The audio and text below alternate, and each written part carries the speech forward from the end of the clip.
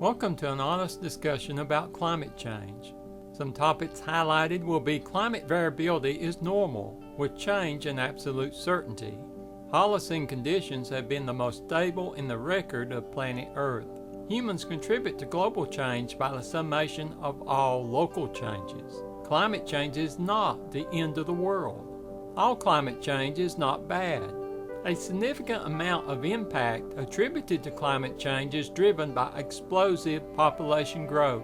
Trends supported by scientific data are not often reflected by the majority of media. Solutions to climate change should avoid actions that impact poor people, with innovation as well as adaptation being the economically favored mitigation pathways. It is important to understand that climate variability is a normal characteristic of the climate system. It would occur, and it has always occurred, with no humans on planet Earth. This graphic shows that large climatic changes have occurred throughout the past 4.6 billion years. Details of these changes are limited by the recycling and the reconstruction of the Earth itself by plate tectonics. I really like this chart from Wikipedia. Just be certain when you use it to note that the right side begins with thousands of years, and that goes to hundreds of millions of years on the left side. Visually, this is a really great way to see that climate variability and climate change has been a normal characteristic of the climate system. Certainly, any human impact on this chart would be to the right of the black line. The bulk of this period, and by extension, the history, the 4.6 billion year history of the planet, any climate changes have occurred with no possible human influence. In fact, the lack of climate variability during the past 10,000 years during the Holocene has had a strong correlation to human development and to the human population explosion. If we focus in on just the past 18,000 years with any human influence being this tiny little sliver to the right of the red line denoting the Industrial Revolution, then we see many different changes. A focus on the last glacial maximum. In 1959, a research paper estimated that the vertical thickness of ice above cities like Columbus and Dayton was up to 3,000 feet, with up to 5,000 vertical feet, nearly a mile of ice above Lake Erie. Just imagine the amount of climate change it would take to not only generate that much ice and snow, but to also melt it away. And we now know that occurred up to 33 times during the Pleistocene. Climate change is not just about warming.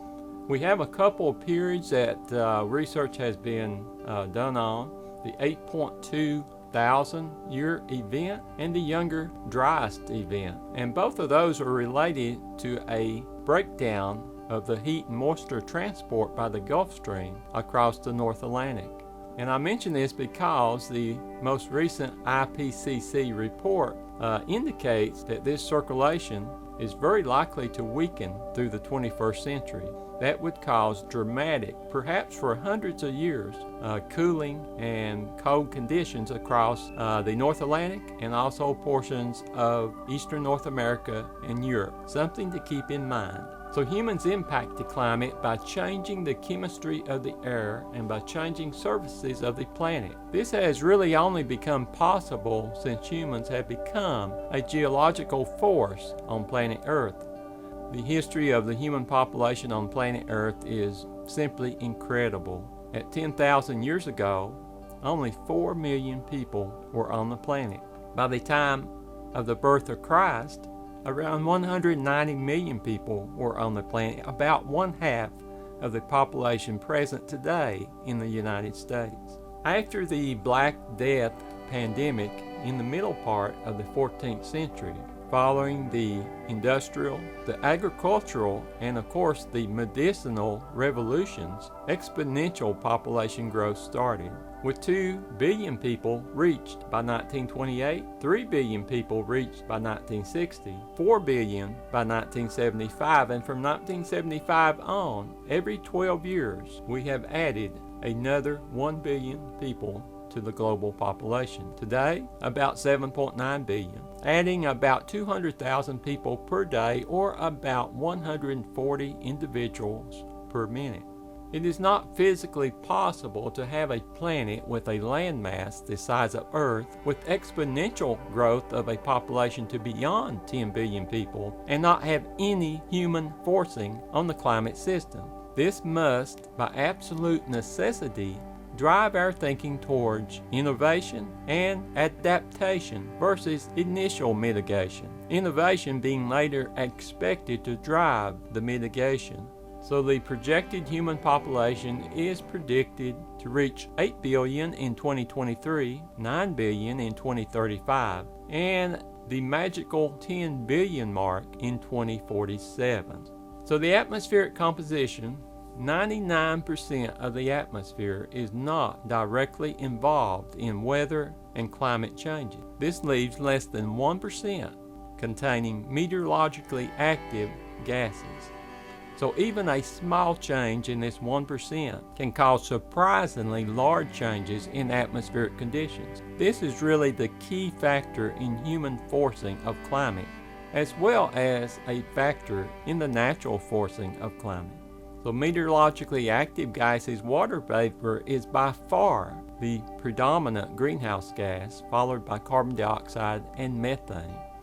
A look back through the past 420,000 years will generate a better understanding of present greenhouse gas concentrations. During the previous 4 interglacials, natural variability with no human influence dominated. Note the high correlation between temperature and CO2, but the main takeaway here is that the average value of CO2 varied between about 280 and 300 parts per million. Present day concentration at 415 parts per million would be far above the scale of this chart. Looking at methane, we see an even stronger correlation between it and temperature. Again, the takeaway, however, being that the maximum concentration of methane during the previous 4 interglacial periods was generally around or below 775 parts per billion. The present day concentration, 1,892 parts per billion, would again be far above the scale of this chart. Regardless of where CO2 and methane are coming from within the climate system now, the only possible explanation based upon all available data is that exponential increases in the greenhouse gases occurring now are due to either direct or indirect human activities. Human influenced climate change is due to a summation of all local changes. Changes within your backyard, within my backyard, multiplied by 8 billion backyards that collectively add up to produce global forcing on the climate system. This is an extremely important concept. A really neat way to illustrate this is to use satellites and to look down upon the Earth at night. A view of North America, Mexico, and the Caribbean, a view of the Middle East and Europe, India, and a portion of Asia and South America. It is really evident that very little, if any, of the planet is untouched by human activity. With the above duly noted, climate change is not the end of the world, of course, unless suddenly forced by a major extraterrestrial impact like the KT impact or by a major nuclear war. The IPCC report confirms that this is not the end of the world. There are simply no data to support the claim that climate change means the end of this world. Climate change is a concern that must be addressed, but thinking of it as being the end of this world is a very dangerous and a very detrimental way to think, especially with regard to human beings. While the impacts of climate change are mostly negative, not all climate change is bad. A novel statement, especially when compensated by innovation and improved standards of living.